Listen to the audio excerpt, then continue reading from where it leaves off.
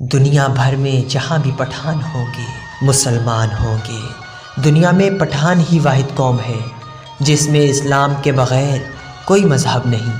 اگر پٹھانوں سے پوچھا جائے کہ آپ پہلے مسلمان ہیں یا پٹھان، تو جواب ہوگا کہ میں 5000 سال سے پٹھان ہوں اور 1400 سال پہلے مسلمان ہوں۔ زمانہ قدیم میں ہجرت اور نقل مکانی کرنے والے مختلف اقوام پر تحقیق کرنے والوں نے افغانستان اور پاکستان میں بسنے والے بہت سے قبائل کا رشتہ زمانہ قبل ارض مسیح میں فلسطین سے نقل مکانی کرنے والے یہودی قبائل سے جوڑنے میں مصروف ہیں۔ ان قبائل میں سب سے نمایاں پشتون یا پٹھان ہیں، جبکہ بعض مورخین کشمیریوں کو بھی بنی اسرائیل کی گمشدہ نسل میں شمار کرتے ہیں۔ اسرائیل کی ایک ریسرچ کے مطابق پشتون یا پٹھان یہودی نسل سے ہیں اور ان کا تعلق بنی اسرائیل کے 10ویں گمشدہ قبائل سے ہے۔ ان قبائل کو اسرائیل کی تباہی کے بعد فاتحین نے جلا وطن کر دیا تھا، جس کے بعد رفتہ رفتہ یہ لوگ پہلے ایران، پھر افغانستان اور پھر پاکستان کے مختلف علاقوں میں آباد ہو گئے۔ جبکہ جیوشن اٹلس میں صوبہ سندھ کی قدیم بارگاہ دیبل کے بارے میں بتایا گیا ہے کہ یہ بارگاہ یہودیوں تاجروں کی بہت بڑی مرکز تھی۔ بنی اسرائیل کے تاجر زمانہ قدیم بذریعہ بحری جہاز سندھ اور بلوچستان کی بندرگاہوں پر آتے رہے، اس لیے ان دونوں صوبوں کے بیشتر شہروں میں بندرگاہوں میں یہودیوں کے تجارتی مراکز اور عبادت گاہیں قائم ہو گئی تھیں، جن کی وجہ سے زمانہ قدیم میں پاکستان کے بعض علاقوں میں یہودیت کے ماننے والے بھی بڑی تعداد میں موجود تھے۔ اسی طرح ماضی قریب میں جلال آباد کے قریب سے لے کر چترال تک پھیلے کافرستان میں ملتے جلتے مذاہب کے پیروکاروں کی تہذیب و تمدن اور رسم و رواج پر بھی بہت سے محققین نے کام کیا ہے، لیکن چند ایک کے سوا جنہوں نے کسی حد تک اسرائیلی عنصر کا وجود اس قوم میں اس لوگوں میں تقسیم کیا ہے۔ کسی نے اس نظریے کو درخور اتنا نہیں سمجھا اور بعض واضح اسرائیلی اثرات کو قریب کی اسلامی تہذیب کا مرہون منت قرار دیا گیا ہے۔ اسرائیل میں 12 قبائل آباد تھے جنہیں بنی اسرائیل کے اجتماعی نام سے پکارا جاتا تھا۔ کہا جاتا ہے کہ صرف 2 قبائل آج کے یہودی توریت پر عمل کرتے تھے، جبکہ باقی 10 قبائل توریت کو تسلیم نہیں کرتے تھے۔ آج کا شمالی لیکن بنی اسرائیل کا حصہ تھے۔ آج کا شمالی اسرائیل حضرت عیسیٰ علیہ السلام کی پیدائش سے تقریباً 800 سال پہلے نینوا کی اشوریہ قوم نے فتح کر لیا تھا، جبکہ جوڈا کے نام سے موسوم جنوبی علاقے پر صدیوں بعد بابل سے آنے والے حملے واروں نے قبضہ کیا۔ جب بابل کے فراروا بخت نصر نے یروشلم موجودہ فلسطین پر قبضہ کر کے اسرائیلی بادشاہت کی اینٹ سے اینٹ بجا دی، تو بنی اسرائیل کے بہت سے قبائل بھاگ کر ایران فارس کے قریب گور کے پہاڑوں میں جا چھپے اور وہاں بسنے لگے، پھر یہاں سے دیگر خطوں تک پھیل گئے۔ ہزاروں سالوں تک دنیا میں زمانہ قدیم کے گمشدہ یہودی قبائل کے بارے میں گردش کرنے والے سائنسدانوں کے مطابق ایتھوپیا میں آباد فلاشہ یہودیوں اور افغانیوں، مشرقی ایران اور پاکستان کے پشتون قبائل کو ان یہودیوں کی نسل سمجھا جاتا ہے۔ پشتون افغانستان میں سب سے بڑی نسل گروپ اور پاکستان میں دوسرا بڑا نسلی گروہ ہے۔ خود بعض افغانیوں کا بھی یہ دعویٰ ہے کہ ان کے آباء و اجداد کا تعلق قدیم زمانے کے یہودیوں سے تھا، جبکہ افغانستان کے آخری بادشاہ ظاہر شاہ مرحوم برملا یہ اقرار کرتے تھے کہ ان کا تعلق بنی اسرائیل کے مابین قبیلے سے ہے۔ اس طرح پاکستان اور افغانستان کی نصف آبادی یہودی قبائل کے بچھڑے بہن بھائی پر مشتمل ہے۔ عرب مسلمان حضرت اسماعیل علیہ السلام اور یہودی حضرت یعقوب علیہ السلام کی اولاد ہیں، جبکہ دونوں کے دادا حضرت ابراہیم علیہ السلام ایک ہی ہیں۔ حضرت ابراہیم علیہ السلام کا آبائی وطن عراق تھا، جہاں سے وہ ہجرت کر کے فلسطین میں آباد ہو گئے۔ سفر ہجرت کے دوران آپ علیہ السلام نے حضرت سائرہ سلام اللہ علیہا اور حضرت حاجرہ سلام اللہ علیہا سے شادیاں کی۔ حضرت حاجرہ سے آپ کے بڑے بیٹے حضرت اسماعیل علیہ السلام کا جنم ہوا، جو نبی آخر الزماں حضرت محمد مصطفیٰ صلی اللہ علیہ وآلہ وسلم کے جد امجد بھی ہیں، جبکہ دوسری بیوی حضرت سائرہ کے بطن سے چھوٹے بیٹے حضرت اسحاق علیہ السلام ہیں۔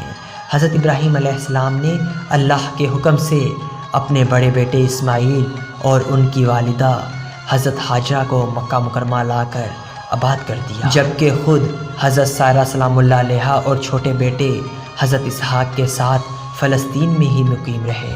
حضرت اسحاق علیہ السلام کے بیٹے کا نام حضرت یعقوب علیہ السلام تھا۔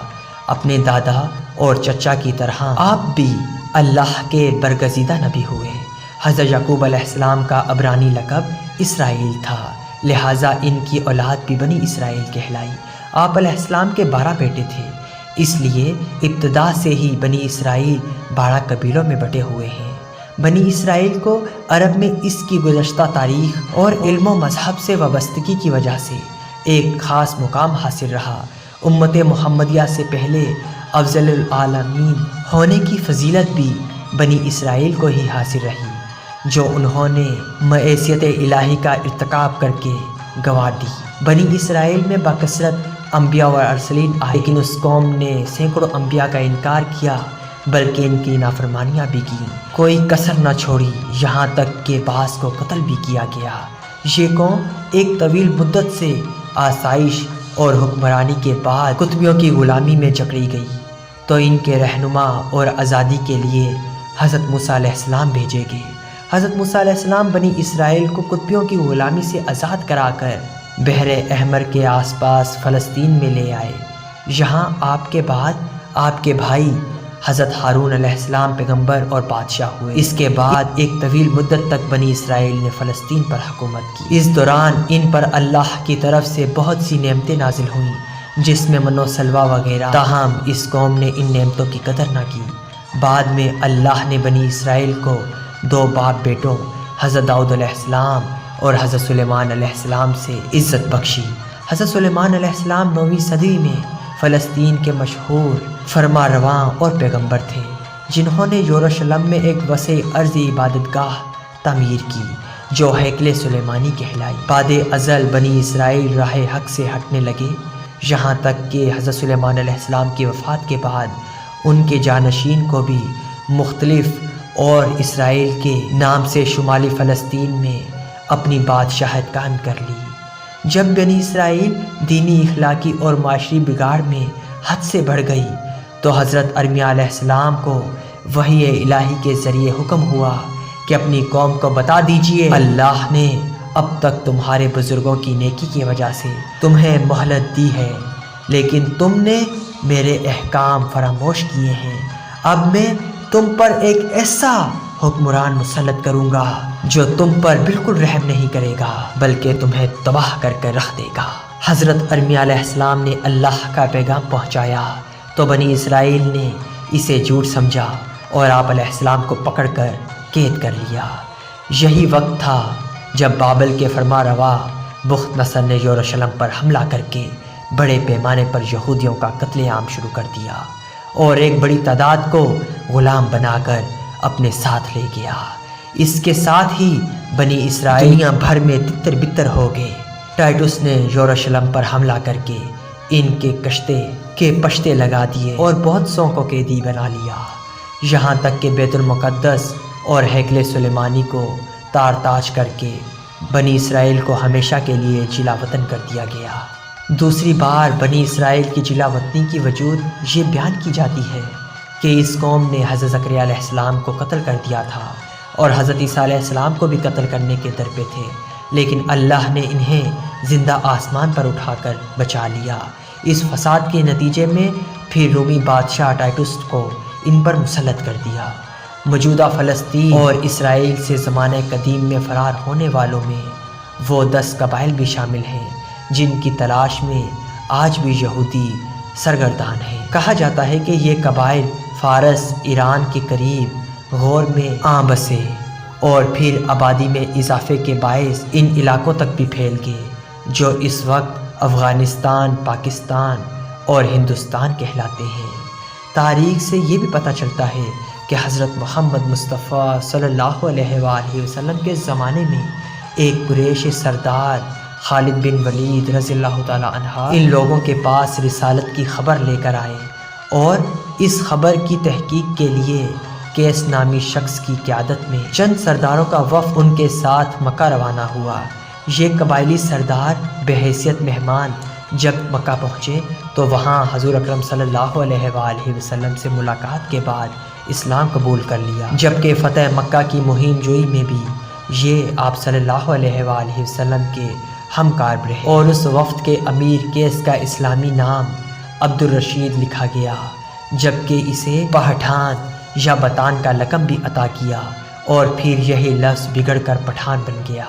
افغانیوں کی روایت کے مطابق بھی امیر کیس کا نام عبد الرشید خود نبی پاک صلی اللہ علیہ وآلہ وسلم نے رکھا اور فرمایا کہ اس کی نسل اسلام پر اس قدر مضبوطی سے کاربند ہوگی کہ جس طرح کشتی کا بتان ہوتا ہے، اور پھر یہی لقب یہاں میں لسانی تغیرات کے باعث پٹھان بن گیا، جبکہ لفظ پختون کی وجہ تسمیہ یہ بیان کی جاتی ہے کہ بخت نصر کے ظلم سے بھاگ کر فارس ایران میں پناہ لینے والے قبائل میں سے ایک قبیلے کا نام بنی بخت تھا، جس سے تعلق رکھنے والوں کو رفتہ رفتہ پختون کہا جانے لگا۔ اہل ایران انہیں افغان کہتے ہیں۔ جب بخت نصر نے ان لوگوں پر عرصہ حیات تنگ کر دیا تو یہ لوگ اس ظلم کے خلاف افغان کرتے رہے۔ ہندوستان والے انہیں پٹھان کہتے ہیں، پاکستان پٹھان اور پشتون ایرانی افغان، مگر یہ خود کو پختون کہتے ہیں۔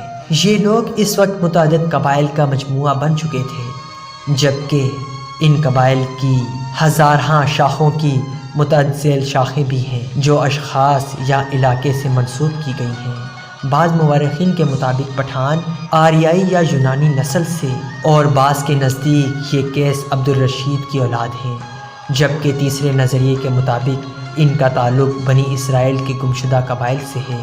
خود کو کیس عبد الرشید کی اولاد سمجھنے والے نظریہ یہ ہے کہ مکہ میں قیام کے دوران حضرت خالد بن ولید نے اپنی صاحبزادی ان کے موثر آلہ کے نکاح میں دی تھی، جنہیں وہ ہمراہ لے کر اپنے وطن واپس آیا، اور پھر انہوں نے یہاں پر اپنی بقیہ زندگی اسلام کی ترجیح و اشاعت میں صرف کر دی۔ اس طرح کیس عبد الرشید کی اولاد پٹھان کہلاتی ہے، جبکہ یہ بھی کہا جاتا ہے کہ خود کیس عبد الرشید کا تعلق بھی بنی اسرائیل کے بادشاہ ساول حضرت طالوت کی 27ویں پشت سے تھا۔